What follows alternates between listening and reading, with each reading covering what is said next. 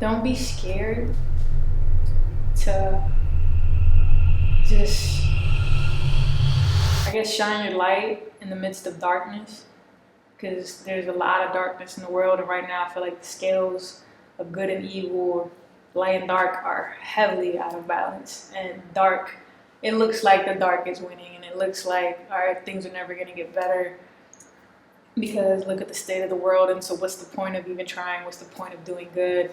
But it does matter.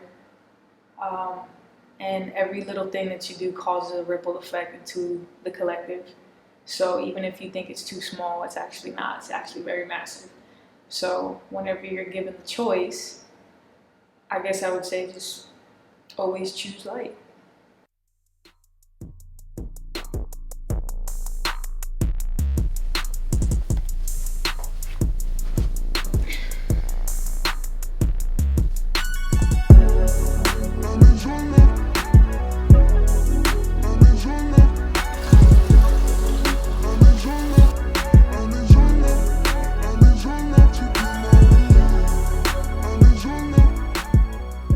I guess starting when I was younger, my mother was a musician. She was a singer-songwriter, so I would watch her, go to the studio with her, and that's how I kind of got my taste of the music life.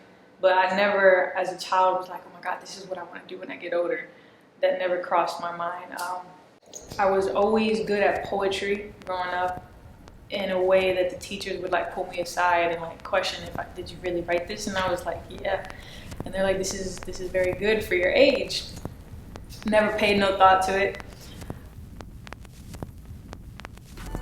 Running out of ways that I can hide it. My heart and my state divided.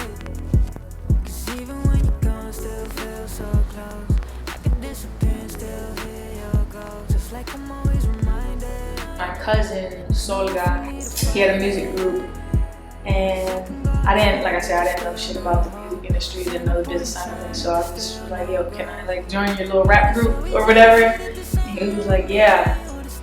So I joined into that, which was what Hard Truth was. So it was me, Solo, Fame Reed, which was like my music duo partner.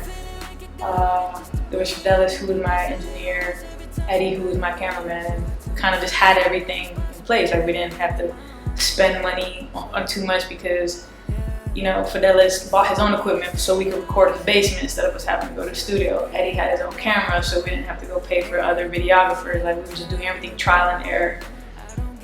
And as time passed, years passed, and I started getting more serious about my career, I'm not gonna lie, in the beginning, I could say that I guess I took it a little too serious because like I just had this vision of what it could be, what I wanted to be, and I felt like I had to have boundaries and standards for certain things. So there was a couple conflicts amongst us all because certain things, like I felt like they weren't serious in times that we needed to be serious, or I felt like, you know, certain things were supposed to be happening that weren't happening.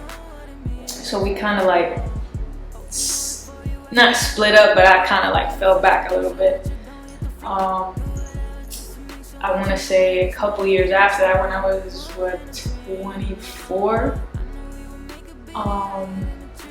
that's when I got a call that Fame Reek had passed away. And that was like the first kind of like punch to the chest, because it was like he was always in shit, so like you kind of, it was one of those things where you knew that something would eventually happen, but when it finally did, you didn't expect it. So like it was really painful to go through that, you know, to see somebody that you love that started doing music with you in a casket. After that, I started, you know, getting a little more vulnerable in my music as far as the pain that I was experiencing. And then I want to say a year later, in the exact birthday month of Fame's, Solo passed away. And Solo was my blood cousin. So that one hit. I think that is by far the worst death that I've experienced till this day, because I've known him since I was a baby, and like he helped me with music and all. Everything that I am now, I kind of owe it to him, because he was like my protector. And so when I lost him, I felt like I lost that. And for a minute, I was angry at God, the universe, and I was just like, what is the point of putting me through all of this anguish and pain? And I'm like losing everybody I started out with. And like, it's to the point, like when you look at the group, it's literally just me.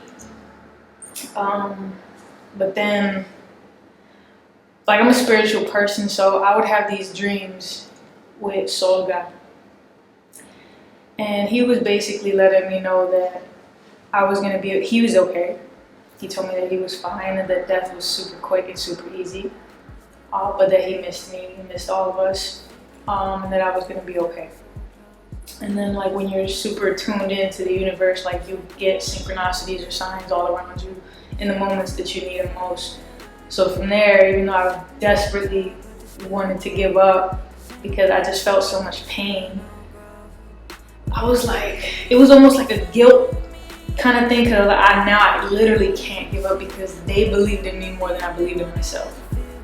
And if I give up, then it was kind of like them dying was for nothing, even though their death had absolutely nothing to do with me or my career. But for some reason, it feels like in a weird, fucked up way, the universe kind of took them from me in order to cause this pain that would open up a certain part of my heart that was closed, that would allow me to make the kind of music that I'm currently making.